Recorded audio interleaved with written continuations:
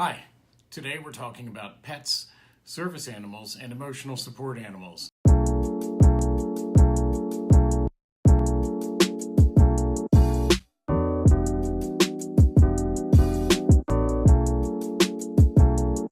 Hi, I'm Craig Ritchie from Ritchie Property Management. Today we're talking about pets, service animals, and emotional support animals. Important information for you to know if you are a landlord or an agent for homeowners renting their home. It's good stuff. Anybody in our industry definitely needs to know it, but good stuff to keep yourself out of trouble by making sure that you don't ask the wrong questions or do the wrong things. So, a few definitions here. A pet, you all understand what a pet is, an animal that we have to keep us happy. A service animal, you'll probably understand too, but the important thing about it is that a service animal is trained to do a specific function. So the animal is certified to have certain training and to have passed these tests that it can perform this function. We're familiar with the seeing eye dog. That's probably the most common and the best example of a service animal.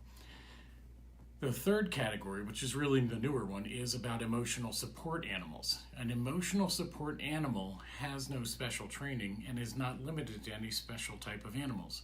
It can be any type of animal. What's special about it is that it provides for the emotional support, stability, security of the person who owns it. So what's certified is the need of the person, that essentially they have a disability and this animal provides for that disability.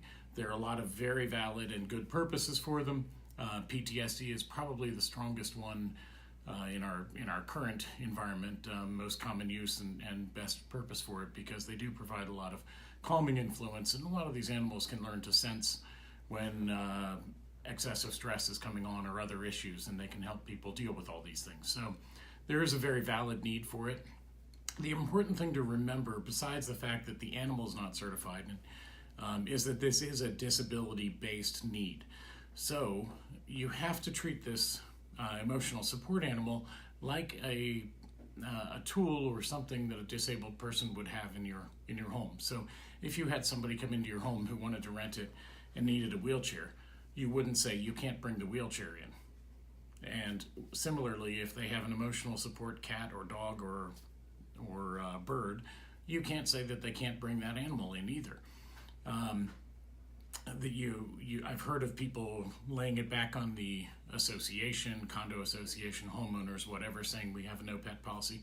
Can't do that either, because they can get an exception to the rules with the association the same way they can for you and your no pet policy, because this is a need based on their disability. There are very few situations where you can deny the use of a property to somebody with this need, but it's very tricky. So I highly recommend you don't do that unless you have a very strong reason to do so. So if the request presents some sort of danger or risk to the landlord or to the neighbors and the surrounding environment, then there's a reason for denial.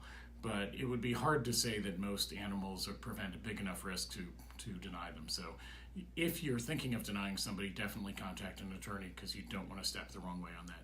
The other important thing about emotional support animals is that you can't ask a lot of questions about the need. You can ask for documentation of it if you do it correctly, but you can't ask the details about why they need it. You simply ask for documentation of the need itself. So it's a complex topic. I can't cover all of it here, and it's definitely situational. So what we recommend is to call us if you have questions about it. If you give us a super complex case, we're probably going to give you an attorney's name, because that's the way that we protect ourselves, and you should do the same to protect yourselves. But we're happy to talk to you about it more, and I look forward to helping you with other issues in property management too. Again, thanks for watching. I'm Craig Ritchie at Ritchie Property Management. See you soon.